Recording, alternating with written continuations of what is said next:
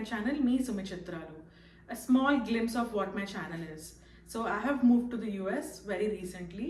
So ఇక్కడ places కానీ culture కానీ ఎలా ఎక్స్ప్లోర్ చేస్తున్నాను, ఎలా అడ్జస్ట్ అవుతున్నాను, ఏమేమి నేర్చుకుంటున్నాను, at the same time India నుంచి నేను నేర్చుకున్నవి ఎలా ఇక్కడ ఇంకాపరేట్ చేస్తున్నాను అనేదే అనమాట నా channel. So if you really like my channel please do go and subscribe. And నేను చేసిన వీడియోలు ఏమైనా నచ్చితే కనుక లైక్ కూడా చేయండి. సో ఇప్పుడు ఈ యాక్చువల్ వీడియోకి వచ్చేద్దాం. నేను ఆల్మోస్ట్ ఒక లాంగ్ వీడియో పోస్ట్ చేసి 2 weeks అవుతుంది. సో అందుకే నేను మీ ముందుకి ఒక కొత్త కంటెంట్తో వచ్చేస్తున్నాను అనమాట. నా ఫ్రెండ్స్ కానీ నా కజిన్స్ కానీ చాలామంది నా వీడియోస్ చూసి చాలా బాగా చేస్తున్నావు food content, especially continue doing it, we are really getting entertain అని చెప్పి అన్నారు. కొన్ని ఫ్రెండ్స్ అయితే నీ రెసిపీస్ చాలా కొత్తగా ఉన్నాయి, I will definitely give a try అని చెప్పి అన్నారనమాట. ఇలా నాలాంటి చిన్న యూట్యూబర్స్కి, ఇప్పుడే స్టార్ట్ అవుతున్న యూట్యూబర్స్కి 1-2 comments వచ్చినా కూడా చాలా హ్యాపీగా ఉంటుంది కదండి. మీలో ఎన్ని మంది దీనికి రిలేట్ చేస్తున్నారో చెప్పండి. సో ఈరోజు నేను ఒక సింపుల్ డిష్ చేయబోతున్నాను. ఇది అందరికీ తెలిసిన డిషే, పోహా. సో ఈ పోహా చేస్తూ నేను రెగ్యులర్గా వాళ్ళలాగా ఎలా చేయాలి అని చెప్పను. దీని వెనకాల ఒక స్మాల్ స్టోరీ ఉందన్నమాట, నాకు వెరీ పర్సనల్. అది నేను షేర్ చేసిపోతున్నాను. సో అది చేస్తూ నా ప్రిపరేషన్స్ చేస్తూ ఆ స్టోరీ మీతో చెప్తానమాట. Come let's see.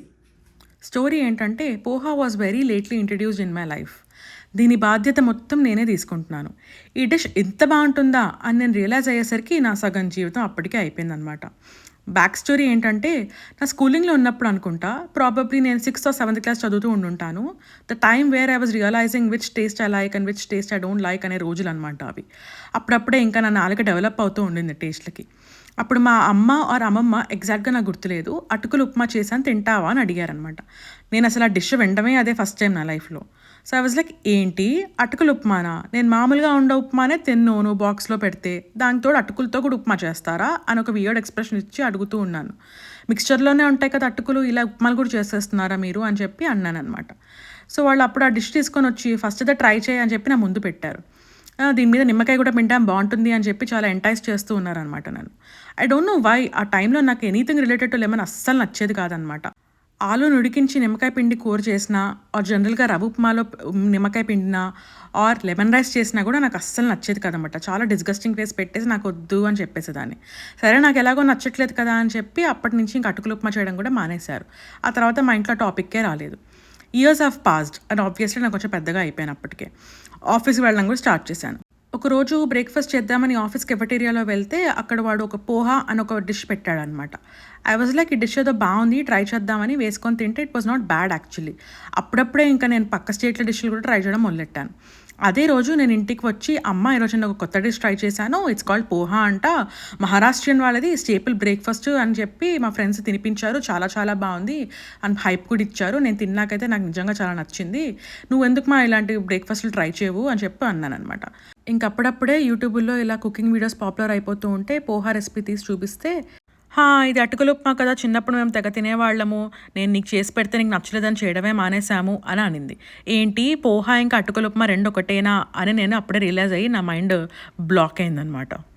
మరి అమ్మ చేస్తే నచ్చదు కానీ ఫ్రెండ్స్ తినిపిస్తే మాత్రం నచ్చడంగా నీకు నచ్చేసిందా అని టాంట్లు వేసి అప్పుడు ఆ రోజు తర్వాత ఆల్మోస్ట్ ఎవ్రీ 10 daysకి పోహా మా ఇంట్లో ఏదో డిన్నర్గా ఆర్ బ్రేక్ఫాస్ట్గా చేసుకుంటూ ఉండేవాళ్ళం. దెన్ ఐ రియలైజ్ మనందరికీ ఒక ఏజ్లో ఇంట్లో వాళ్ళు చెప్తే వీళ్ళేంట్రా బాబు నిధులు చెప్తున్నారు, తల తినేస్తున్నారు అని అనుకునే రోజులు ఉండేవి కదా, ఎస్పెషల్లీ టీన్స్లో. So when it come to taste, fashion, hair cuts etcetera అవన్నీ మన ఫ్రెండ్స్లా మాటలు ఎక్కువ విని వాళ్ళనే ఇన్ఫ్లుయెన్స్ అయిపోతూ అన్ని మనల్ని అలా చేసేస్తూ ఉండేవాళ్ళం అనమాట.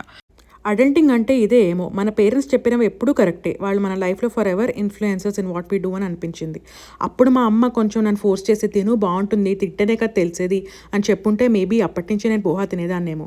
అట్లీస్ట్ ఒక 10 years ఆఫ్ పోహా నేను అనుభవించేదాన్ని.